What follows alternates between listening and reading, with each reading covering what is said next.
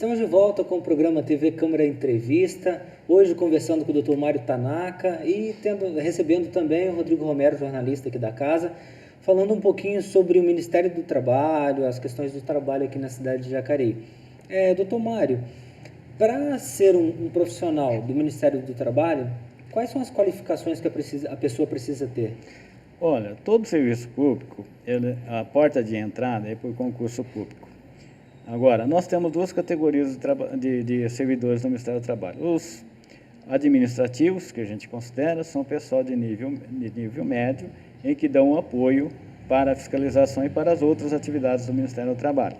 Para essas atividades de apoio, que nós chamamos de agentes administrativos, é exigido o nível médio de qualquer profissão ou de qualquer técnico. Tendo o nível médio, ele presta o concurso, em sendo aprovado no concurso, ele ingressa no serviço público, para ser servidor do Ministério do Trabalho. Agora, para as carreiras de auditor fiscal do trabalho, esse é exigido o nível superior, mas também não importa a sua formação. Pode ser médico, pode ser dentista, pode ser auditor, pode ser contador, não tem problema. Depois ele passa por um período de aprendizagem, ou seja, ele vai ser inserido para as particularidades de cada função que ele vai exercer dentro do Ministério do Trabalho. E esse processo demora muito, da qualificação até ele ficar pronto? Ultimamente está demorando em torno de 4 meses. 4 meses de treinamento. E há previsão para concursos no Ministério, não?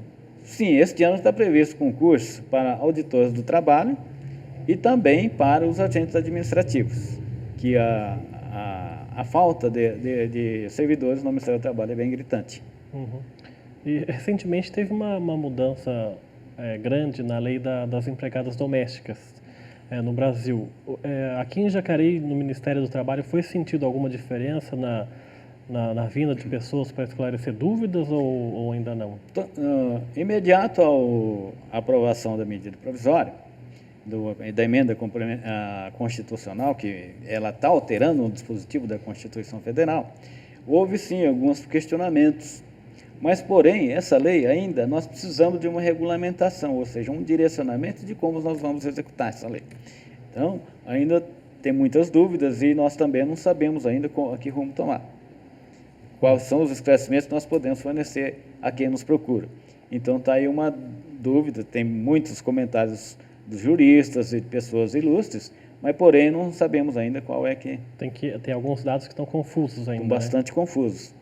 Então tem que haver uma orientação do Ministério do Trabalho para o Ministério do Trabalho poder que orientar. Toda lei precisa de uma regulamentação. E nessa regulamentação é que é direcionado a forma de que nós vamos cumprir a lei. Entendi. No Ministério do Trabalho aqui na região, em São José, aqui em Jacareí, quais são os principais atendimentos, os mais procurados? A maior demanda que nós temos é o recurso de seguro-desemprego, porque infelizmente, a demanda é muito do requerimento do seguro-desemprego e quando a demanda é bastante, o erro também aumenta na mesma proporção ou talvez até mais. Então, devido aos vários tipos de erro, há a necessidade de fazer o recurso, ou seja, corrigir o que foi errado. Então, essa tem nos procurado bastante. A outra são a emissão de carteira de trabalho, que é normal, que à medida que o pessoal vai inserindo no mercado de trabalho, é a necessidade da carteira de trabalho. E em terceira etapa seria a orientação trabalhista, que muitos têm dúvidas, e vem ao Ministério do Trabalho para sanar essas dúvidas. Esses erros que o senhor disse assim, da questão do seguro-desemprego, questão da empresa com funcionários, as datas, não, valores? A maioria do que a gente tem visto são erros de leitura do formulário, ou seja, os formulários são lidos de forma mecânica, ou seja, informatizada, ou seja, de olho mecânico. Então, o servidor não manuseia mais aquilo uma por uma. Então, um pouquinho que ele tiver fora do quadrinho, o leitor não consegue perceber. Entendi. Aí há a necessidade de fazer isso manualmente, que seria o recurso. E isso é feito aqui na agência? É feito na agência, nas agências do Ministério do Trabalho. Os atendimentos do Ministério aqui em Jacareí recebem só pessoas da cidade ou das cidades vizinhas também? Não, o Ministério do Trabalho, ele não tem, não escolhe pessoas para atender. Quem os procura, não importa de onde for. Não é ele é específico da atendido. cidade. Não precisa ser específico da cidade. Por exemplo, um cidadão de Jacareí, se ele quiser ser atendido lá em São Paulo, ele vai. É atendido normalmente. Ou vice-versa, um de São Paulo quer ser atendido em Jacareí, ele tem que ser atendido normalmente. Porque os Sem pedidos problema. feitos aqui, eles vão para a sede regional, né? Sim. No caso São José dos Campos. São José dos Campos. Então, independente de ser feito aqui, se é feito em Taubaté, em outras cidades, vai Não tudo para lá. importa, vai cair, se for da jurisdição, Da de jurisdição, São José dos isso, Campos, São José dos será Campos. São José dos Campos. Se for jurisdição de São Paulo, será São Paulo. Não tem problema Tem nenhum. uma média de atendimento mensal que vocês possam contabilizar? Olha, a gente tem visto aí que os atendimentos são bastantes. Em números precisos, eu não saberia dizer, mas eu acho que mensalmente deve passar de 1.500 pessoas. Diários. Não, Mensais. isso. mensais. Mensais. Agora, doutor, qual que é com relação às procuradorias, qual que é o papel do procurador do trabalho? O procurador do trabalho, ele é, como toda procuradoria, eles são defensores da lei, né? E do trabalho, especificamente, defende os direitos trabalhistas, ou seja, a aplicação da lei trabalhista ao trabalhador. O que a gente escuta muito na rua, queria que o senhor explicasse um pouquinho para a gente, é dizer, quando um empregado vai sair de uma determinada empresa, ele fala, eu vou procurar o Ministério do Trabalho porque essa empresa está errada comigo. Aí, por outro lado, as empresas dizem, o Ministério do Trabalho só protege o trabalhador e a gente, eles não protegem. Como é que vocês mediam esse conflito, assim? Não, na verdade, tanto a Procuradoria do Trabalho como o Ministério do Trabalho, ele verifica a aplicação da lei, né? A lei, ela está ali para ordenar a relação empregado-empregador, né? E estando dentro da lei, não tem como a gente chegar e falar se está protegendo ou não, ela está dentro da lei, acabou, é a lei, né? Agora, o empregador, por sua vez, ele, não sei porquê, ele costuma dizer que o Ministério do Trabalho protege o empregado. Não é bem assim. O Ministério do Trabalho não protege ninguém. Ele simplesmente verifica o cumprimento da lei.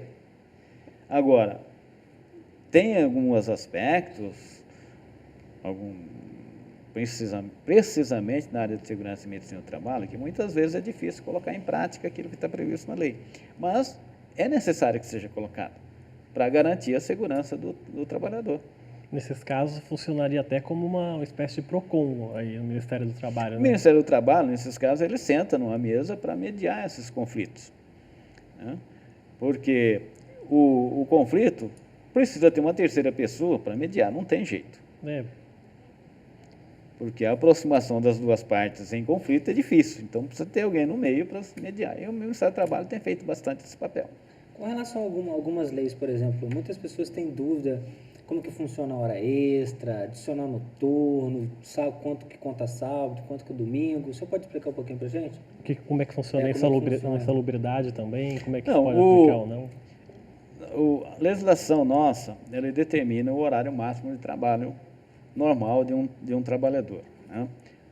O normal, hoje, nós sabemos que é 44 horas semanais ou 8 horas por dia.